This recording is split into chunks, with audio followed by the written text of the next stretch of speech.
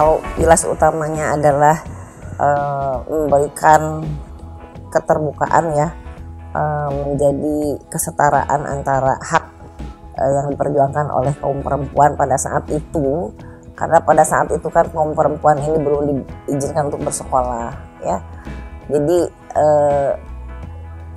Ibu Kartini berjuang memberikan inspirasi bagaimana perempuan Indonesia ini bisa sejajar dengan kaum pria gitu lewat surat-suratnya bersama temannya di Belanda itu, sehingga obsesi Ibu Kartini ini didukung oleh teman-temannya dan disampaikan ke Indonesia,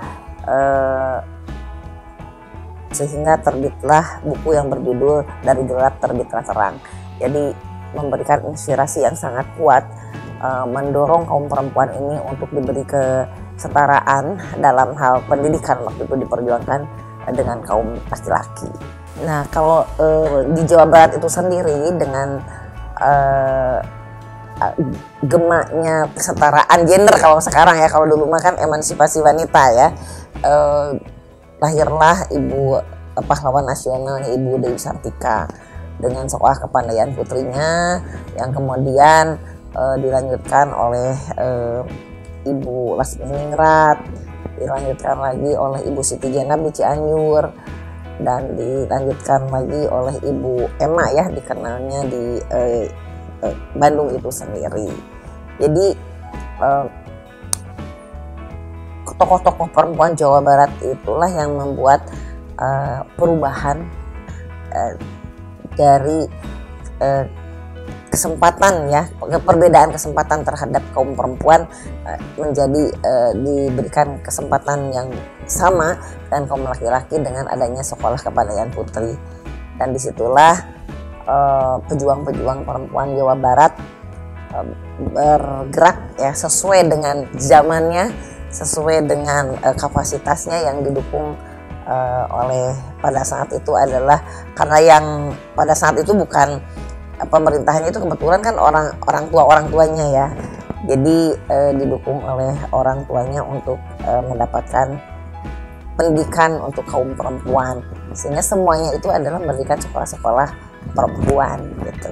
Jadi dulu itu karena tidak ada seperti sekarang sekolah umum, jadi antara sekolah perempuan itu khusus gitu, karena memang pada saat itu perjuangannya adalah khusus untuk kaum perempuan, karena sudah jauh berbeda kemampuannya, pendidikannya dengan kaum laki-laki. Bisa dibayangkan lah kalau orang pemula itu pasti mengelompoknya kan di kelasnya sendiri. Jadi disitulah pendidikan dulu itu berbeda antara kelas laki-laki dan perempuan, tidak seperti sekarang.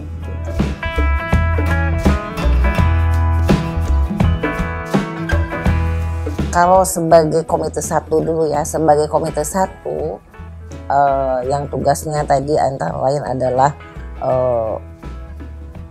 bagaimana sebagai wakil dari daerah ini adalah memperjuangkan daerahnya, karena kebetulan komite 1 itu berkaitan dengan pemerintah daerah, jadi mengkomunikasikan antara kepentingan pusat dan daerah. Jadi kalau keberhasilan secara nyata nampak itu ya memang belum istilahnya tidak spesifik ya, karena perjuangan ini ada dilakukan juga oleh teman-teman di DPR RI, walaupun setiap ada permasalahan. Contoh aja pada saat undang-undang kita turunkan nomor 14 tahun 2023, di mana kita turun ke daerah, apakah daerah ini ada kesulitan dengan pelaksanaan dari turunnya undang-undang pemerintah daerah nomor 14 tahun nomor 23 tahun 2014 ya, sehingga dari pemerintah daerah itu kan menyampaikan ada beberapa hal yang perlu disinergikan antara pusat dan daerah. Nah, terus juga dengan penerapan undang-undang pemilu ya, itu juga kita komunikasikan dengan teman-teman KPU dan Bawaslu, karena itu ada terkait dengan tupoksi daripada salah satu tupoksi dari penyelenggara pemilu, dan mereka menyampaikan berbagai macam aspirasi kepada kita selaku anggota DPD RI yang terjun langsung gitu, dan itulah dibawa ke dalam paripurna dan kemudian diberikan masukan kepada DPR RI untuk dibahas bersama pemerintah. Itulah tugas-tugas rutin ya, dan beberapa perubahan itu bisa diperbaiki. Nah, demikian pula sekarang juga ya, saat ini kan ada waktu Undang-Undang Desa turun. Nah, itu juga akan implementasinya itu bagi daerah ini ada sesuatu yang baru, sehingga perlu kita memediasi bagaimana aturan-aturan itu bisa diterapkan dan dijalankan oleh daerah. Termasuk juga kita di Komite 1 ini kan yang baru-baru aja tentang penerapan dana desa gitu ya. Nah, dana desa itu akhirnya di-compare bagaimana antara satu daerah dengan daerah lain itu tidak terlalu jomplang. Nah, itulah ada indikator-indikator yang kemudian diberikan masukan dan diputuskan dalam bentuk peraturan pemerintah. Nah, hal-hal seperti itulah yang dilakukan oleh kita Komite 1 ya, karena tugas utamanya adalah memediasi antara pemerintah pusat dan daerah. Bagaimana menyeimbangkan antara kepentingan pusat dan daerah, bagaimana menselaraskan pembangunan, proses pembangunan yang ada di daerah. Itulah yang mungkin yang dilakukan oleh kita karena anggota DPD RI adalah kerja kolektif kolegial ya. Jadi atas nama bersamalah Komite 1, kesuksesan yang diraih oleh kita sebagai satgasnya adalah kesuksesan daripada Komite 1 DPD RI. Yang untuk pengayuman terhadap komunitas masyarakat, memang saya dari dulu juga senang sekali ya terhadap budaya-budaya daerah, terutama yang saya ambil adalah filosofinya, filosofi dari kehidupan untuk kehidupan diri sendiri maupun bermasyarakat, berbangsa dan bernegara. Contoh filosofi orang Sunda ini kan harus cager, harus bager, harus benar, harus pinter, singer ya. Itu falsafah itu sudah ada dalam untuk hidup dan baik sebagai pribadi, keluarga maupun masyarakat dan bernegara. Itu kalau sudah mengikuti falsafah orang Sunda ya, seperti cager. Cager ini berarti kan kalau dalam bahasa Indonesia ini adalah sehat ya. Jadi pertama, sehatnya itu jasmani. Secara jasmani juga tidak ada penyakit yang berarti. Secara rohani juga tidak mempunyai naluri-naluri yang sangat energi positif gitu ya. Jadi falsafah orang Sunda cager ini adalah cager jasmani dan rohani, sehat lahir batin ya, itu yang diinginkan, karena sehat secara lahir belum tentu rohaninya. Seperti kata orang Sunda mah, tidak iri dengki jahil kaniaya ya. Jadi tidak ada sifat iri kepada orang, tidak ada sifat dengki jahat ya terhadap orang. Nah, itu juga filosofi yang adanya ya di para kaum budayawan ya, yang mengurusi daripada adat istiadat atau tradisi daripada masyarakat daerah itu sendiri. Nah, jadi sampai Bu Naini kalau di Sumedang ini punya suatu kantor tersendiri ya untuk komunitas KPPAI. Jadi yang diasuh oleh Bunda dalam hal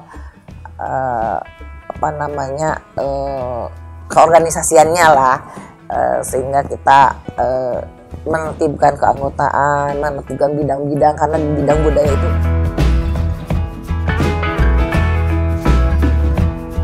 tantangan yang di masa pandemi ini kan kita hanya satu yang membuat tidak bisa berkumpul aja bersama dalam jumlah banyak ya.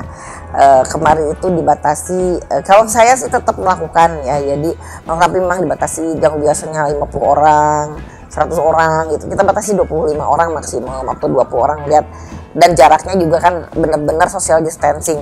Pokoknya aturan-aturan pemerintah itu sangat kita jadikan pedoman, yaitu adanya social distancing, adanya pakai masker, adanya cuci tangan sebelum masuk gitu ya. Jadi itu yang membuat kita alhamdulillah sampai detik ini alhamdulillah ya mulai ini tetap beraktivitas melaksanakan semua kegiatan itu baik di rapat di kantor di PDRI maupun di meeting-meeting yang yang memang harus dilakukan itu tidak menjadi kendala ya bagi Bu Neni. Rasanya kendalanya hanya dari volume saja, volume besar menjadi diperkecil begitu. Itu aja karena semua tetap dilakukan begitu. Yang pertemuan-pertemuan ke daerah ya tetap dilakukan.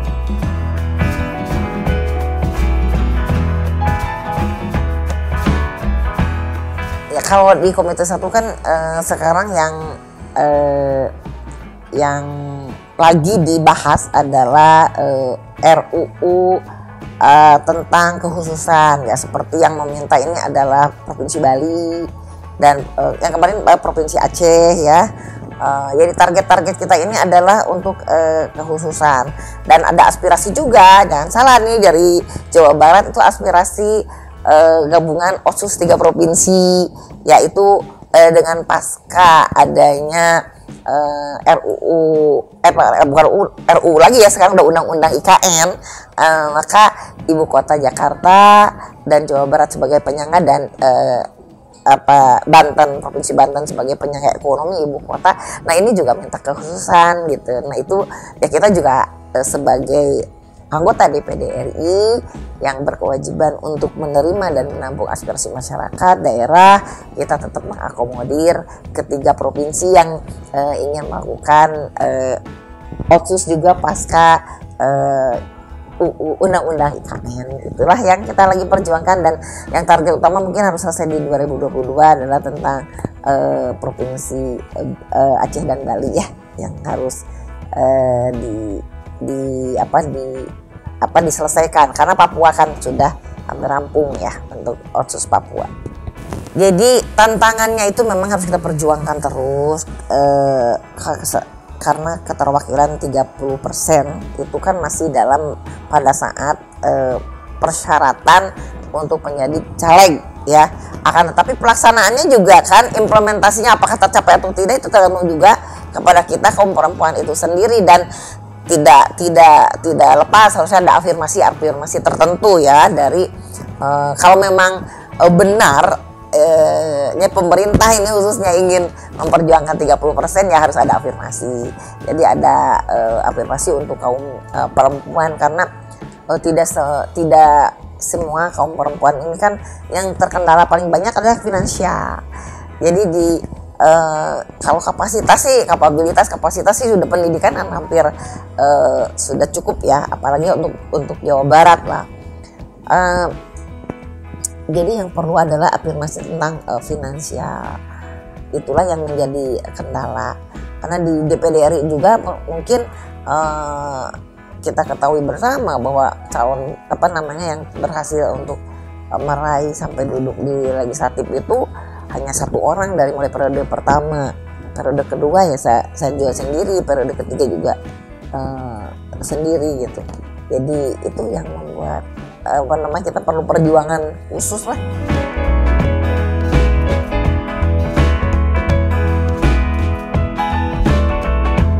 Kalau saya itu memang dari dulu tuh ya pertamanya adalah niatnya dulu ya. Kalau udah niatnya dari dalamnya ini sudah kuat energinya untuk meraih sesuatu yang kita rancang atau kita harapkan dan kita inginkan, ya nawaitunya ini benar-benar terperkuat.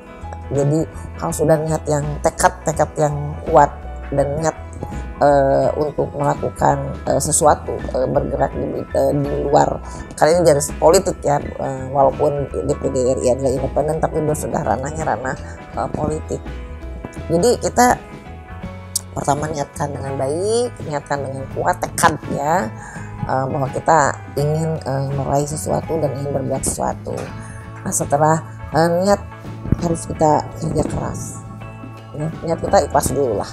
Kalau ada apa-apa itu memang nanti suka ada kekecewaan ya, dan kita setelah niat yang kuat ini ada tadi niat yang ikhlas, terus kita dibarengi dengan kerja keras. Tentu harus ada kerja keras dong gitu. Tanpa kerja keras nothing ya bisa sesuatu diraih. Dengan kerja keras, terus kita setelah berjuang dengan kerja keras tentu kita harus bekerja cerdas ya, apalagi mengantisipasi berbagai persoalan yang tidak begitu mudah ya untuk berkoordinasi dengan 27 kabupaten kota yang ada di Jawa Barat. Harus kerja cerdas. Tentunya kita memilih leader-leader di daerah yang bisa membantu kita. Itu juga tidak mudah kan, karena kita DPD RI harus banyak keikhlasan nih dalam berjuang ya. Teman-teman kita yang berjuang juga harus banyak yang ikhlas, karena tidak mungkin kita bisa mengakomodir. Nah, setelah dengan kita harus menganalisa secara cerdas, juga kita harus bekerjanya ya sampai titik maksimumnya apa kita perjuangkan. Jadi tuntaslah menurut grid kita gitu. Jadi kita harus mempunyai ya planning, organizing, controlling itu harus tetap, dan evaluating itu harus tetap dijalankan. Jadi POAK itu tetap harus bisa dijalankan ya. Jadi kalau tanpa itu rasanya sulit untuk bisa mengoptimalkan kinerja yang kita lakukan. Jadi ilmu-ilmu manajemennya tuh juga harus dipakai begitu. Ilmu sosialnya kita juga harus dipakai gitu, karena kita harus pandai lihat situasi dan kondisi paradigma yang lagi berjalan. Jadi kita harus pandai sekali menyelami hati yang mereka inginkan dengan yang kita juga harus bantu perjuangkan.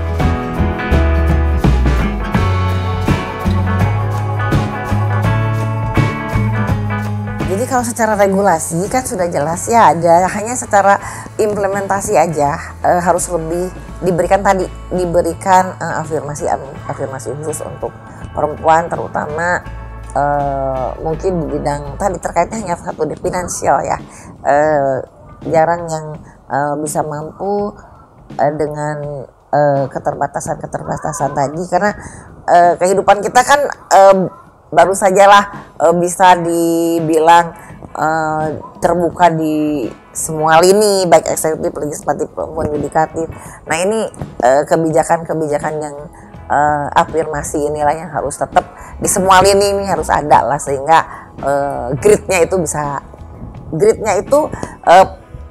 sudah ditentukan tertentu, akan tetapi diberikan afirmasi yang lebih menguntungkan bagi kaum perempuan lah.